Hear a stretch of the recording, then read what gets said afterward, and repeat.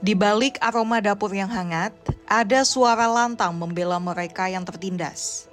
Michelle Santoso, seorang chef Indonesia, menjadikan masakan Palestina bukan sekedar resep, melainkan bentuk perlawanan, empati, serta harapan.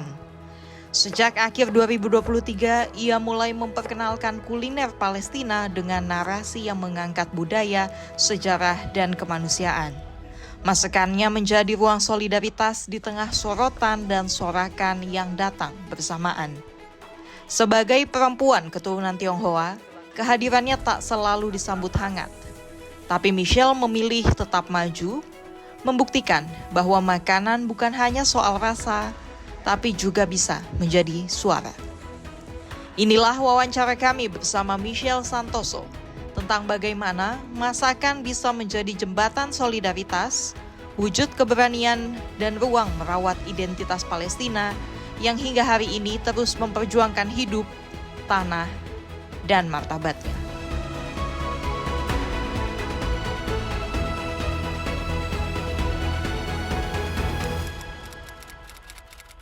Awal tahu tentang isu Palestina ini tuh di 2021 dan saat itu tuh Al-Aqsa baru dibom. Waktu itu juga lagi masih COVID, aku masih nyusuin anak dan lumayan ya kalau misalnya lagi malam-malam gitu baca berita tuh bisa panjang.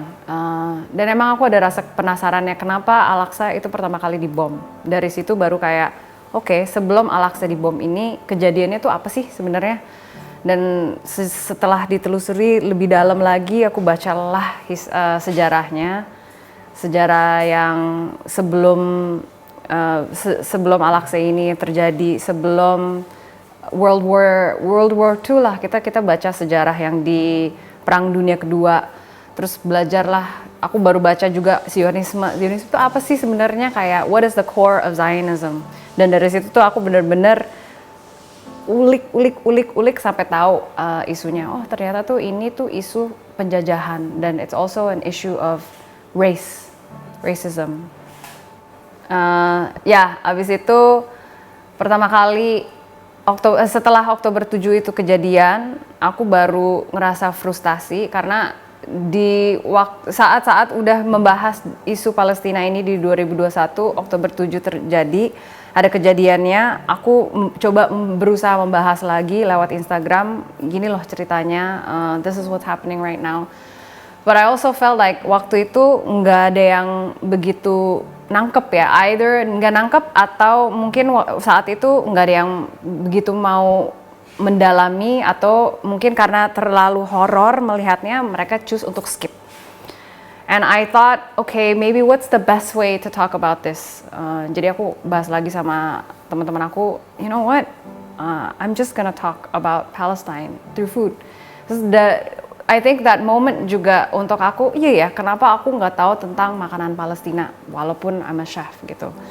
So I was like, okay, let's look into it. Let's research national dish of Palestine. Dan pertama kali yang muncul itu si makluba. So the first content that I ever made was actually tentang si makluba ini. Dan aku coba baca si makluba itu tuh sejarahnya apa. Karena kan kalau misalnya kita mau mengenali budaya seseorang kan kita harus tahu tuh makna dari makanan tersebut, sejarah dari makanan tersebut. Dan si makluba ini kan artinya kan dibalik. Dan dibalik ini tuh karena waktu itu tuh semacam oppression dan resistance kepada si IOF soldiers ini. Jadi ibu-ibu Palestina akan masak dan mereka akan sengaja dibalikin di depan tentara-tentara. Dan I thought that was such a meaningful way to express food, resistance through food. Dan patut kita pahami juga makanan-makanan yang di Palestina itu hampir punah. Dan semakin kita tahu, semakin kita banyak tahu di balik makanan ini tuh ada sejarahnya. Atau misalnya kayak musakan, itu masakan Palestina, itu tuh dibikin karena ada olive harvest. Jadi setiap kali mereka mereka harvest olive-nya, itu di sana ada ibu-ibu yang dibawa lagi ngeteh, terus bapak-bapaknya yang akan ngambil si olive ini, dan mereka akan press fresh olive itu, dan hasil fresh olive oil-nya akan dibikin untuk makanan ini yang namanya musakan. Nah, musakan ini enjoyed satu keluarga after the olive harvest. And so all of these things that you learn, why the olive tree means so much untuk for Palestinian people. Karena pohon zaitun ini tuh diturunin ke keluarganya mereka. Jadi from one generation to the next. Dan Arab families kan mereka kalau misalnya tulis belakang namanya tuh you can see how many generasi yang udah kepegang oleh mereka, misalnya Ibn Hayyan bla bla bla bla. Itu kan kamu udah tahu tuh berapa generasi yang udah dipegang. Jadi pohon ini tuh udah dipegang mungkin 7 generasi. Dan saat IOF itu ada Zionisme udah masuk, the first thing that they did was actually tear these olive trees. And not cuman tear it, like they try to burn it. And not just try to burn it, they try to grow invasive species. Jadi misalnya kayak tanaman-tanaman yang gampang numbuh dan merembet kemana-mana to take over some of these itu olive trees, itu ditumbuhin in their place. So actually kalau misalnya kita ngomong penjajahan tuh bukan cuma dari satu level aja. Mereka tuh juga melewati kayak agriculture, makanan, budaya. Because that's how you start to take over a country or a people or a culture gitu.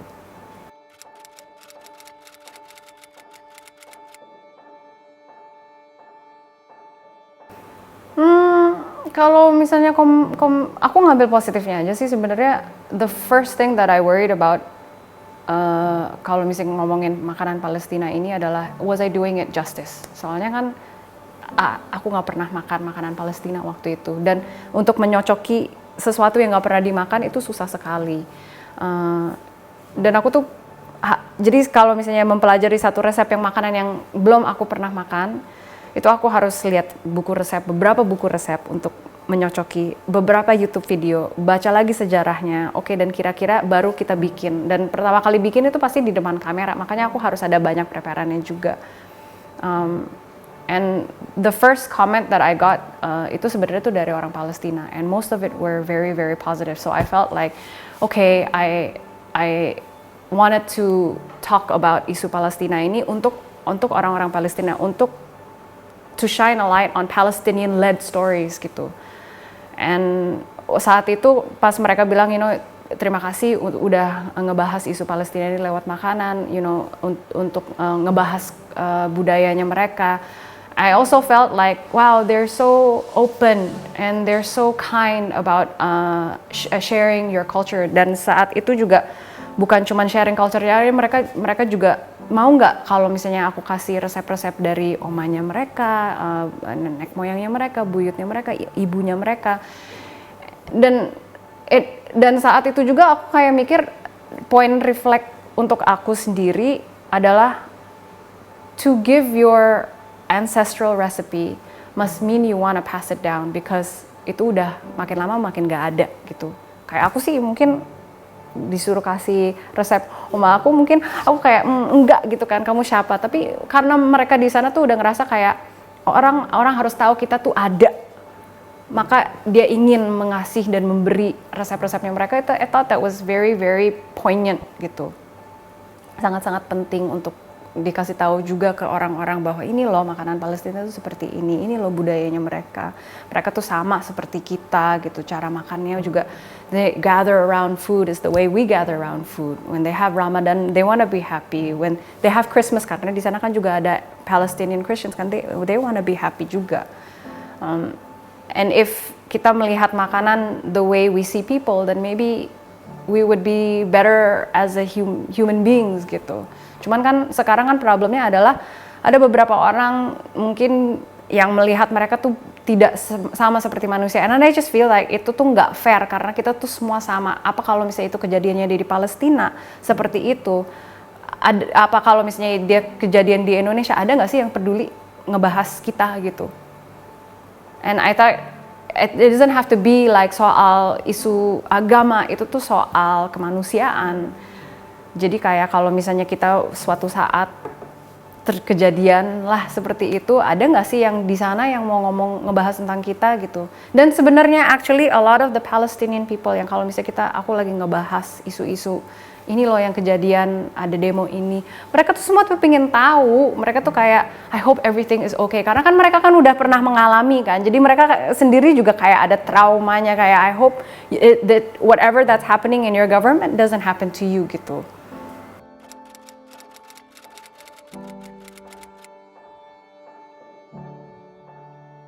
I think kalau misalnya sama orang Indonesia, makanan Palestina tuh sangat cocok sama lidah orang Indonesia ya. Soalnya rempah-rempahnya tuh ada.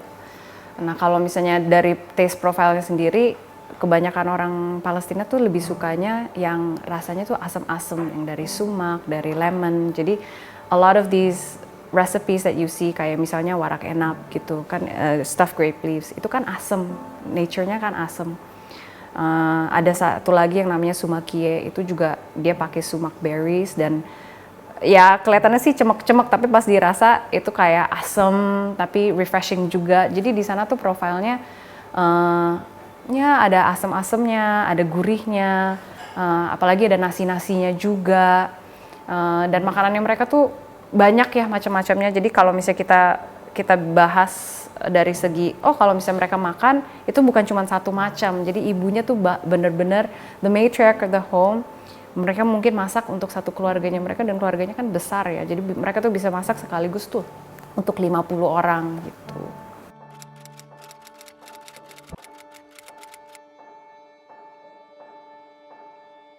Setiap hari.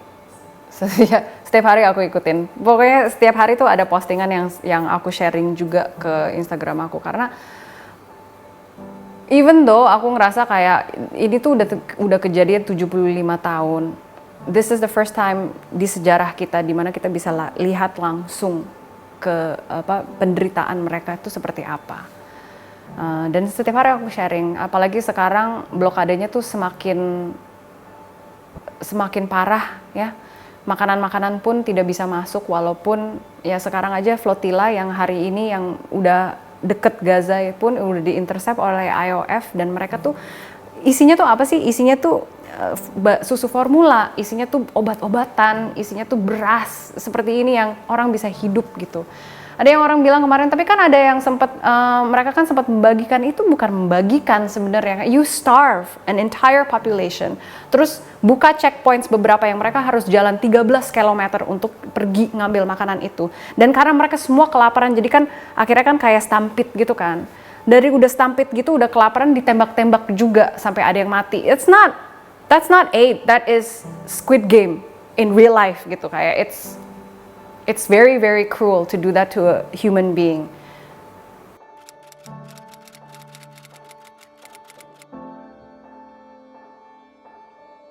Gak ada, aku pun kalau ditanya what's next gitu, I don't know. I honestly nggak tahu what's next. Cuman ya kalau misalnya ada resep, ada cerita yang mungkin mereka mau menyampaikan, aku pasti sampaikan. Kayak if there's a story, a family story, I want to preserve that story and I want to tell the story. So a lot of the things yang ada di Instagram aku tuh cerita-cerita resep yang mungkin udah mati, entah itu mungkin dari omanya mereka yang udah nggak ada, tapi resepnya dibagi ke aku supaya aku bisa bagi lagi ke Instagram, supaya orang bisa nyobain juga. Ada juga yang mungkin dari Jerman gitu yang ngasih aku resep gitu, yang dari ibunya ada ceritanya. Aku tuh pengen bagi-bagi cerita seperti itu sebenarnya, karena makanan itu kan sebagai sejarah dan memorinya kita ya. Dan kalau misalnya oma kita nggak pernah nyatet resep itu, dia akan hilang begitu saja.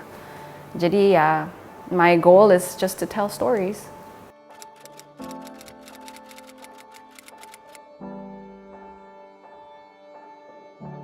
That somebody should stop this, but more than that, kayak banyak orang yang tanya, zaman-zaman kayak ada Nazi atau kayak gitu kan, kita selalu mempertanyakan kalau misalnya kita di kelas sejarah, what would I have done if I was there? What you would have done is what you would have done in this situation, because this is going to be part of the history books juga, and if you stay silent, then you are complicit to the history. You are part of the problem juga. So yeah, and most leaders of the world are part of the problem. ya yang kita lihat sekarang adalah ya power and empire is more than people. It matters more than people. When it should be, people should matter more than power.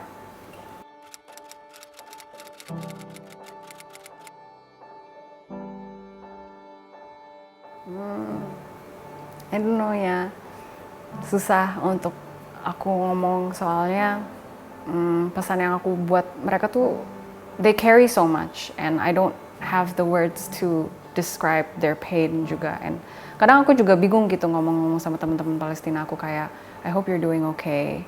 Cuman kayak I hope I have a friend yang udah keluar dari Gaza, sekarang ada beasiswa di London juga. Sometimes I message her and I say things like, you know, I know London is rainy, but I know you bring the sunshine, and you know, like I don't know what else to say because I just think that in modern history, rarely do we know survivors of genocidal wars gitu.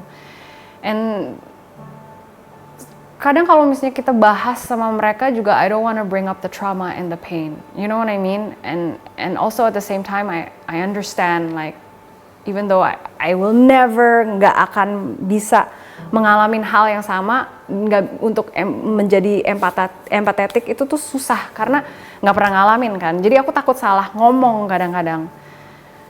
But I also want people to know kayak Palestinian people are not just a sum of their sadness. They are also there's also Palestinian joy gitu. Kayak before the genocide, itu tuh mereka tuh they celebrate, they laugh, they tell the same jokes, they love so freely, you know, like they love people so much gitu. Kayak bener-bener kayak invite people to their home, ngajak mereka makan. Kayak I want people to see that side of them juga, cause it's not if kita misalnya kita di Indonesia kejadian seperti itu, aku nggak pengen orang tahu bahwa orang Indonesia tuh hanya orang miskin gitu.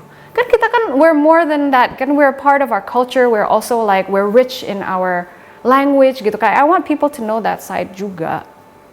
And I think it's selama ini orang Palestina tuh dibahas sebagai they're just like a political conversation or subject. But they're more than that. There are people. There are people with dreams. There are people with hope. There are people with cita-cita juga, you know what I mean? Kayak mereka tuh mau balik, teman aku tuh mau jadi guru supaya mereka bisa balik lagi ke Gaza, supaya bisa memperkembang edukasi di Gaza juga. Sekarang yang di Gaza kenyataannya apa? Semua universitas tuh udah tidak ada.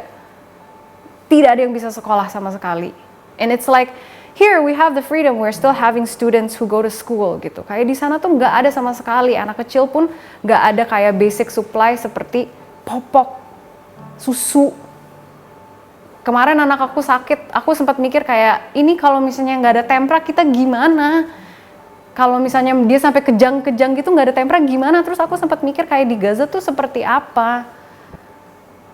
Yeah, I mean, these are things that we should take into consideration as human beings. What was happening with them tuh bukan cuman it's isolated to them gitu. It's actually happening in Indonesia too. It's happening in Papua.